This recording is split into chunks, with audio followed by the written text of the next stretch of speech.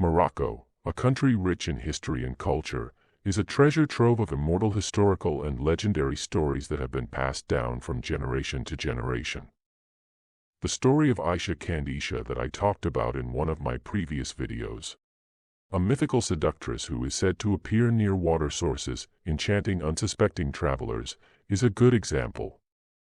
The story that I am going to talk about in this video and the story of Aisha Kandisha have something in common. They both have the same target. It is a story that terrified children as well as adults, and still does, and that is the story of the Graves Mule.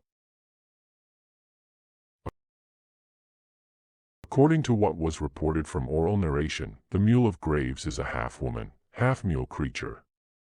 Lives in the graves, comes out at night, and returns to the graves before the white thread of dawn appears, before the call or prayer. It is said that the sound of the shackles surrounding the hooves of a grave mule is heard hundreds of miles away, and it is easy to distinguish from any other sound.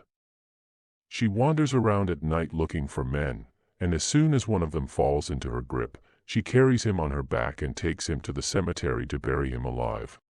And according to the legend, in the Sousse region in southern Morocco, there was a woman who lived a decent and peaceful life with her husband. When her husband left the world, the woman became a widow. Mourning for widows in Morocco is different. Widows wear all white during the mourning period for 40 days following the death of their husbands. During the period of her mourning, she was not allowed to see or be seen by men. But the woman neglected all those traditional rules and committed the sin of adultery. As a consequence, God's wrath was upon her, and she was transformed into a jinn in the form of half a mule and half a woman. A mule with tremendous strength.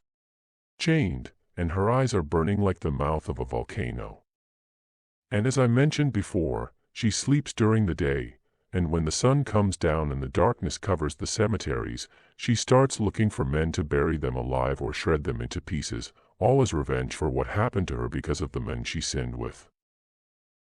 Some stories about her say that she disguises herself as an acquaintance of the tribe's people, and with the onset of darkness she returns to her mule form and then kidnap one of the tribe's men and carry him with her to the graves.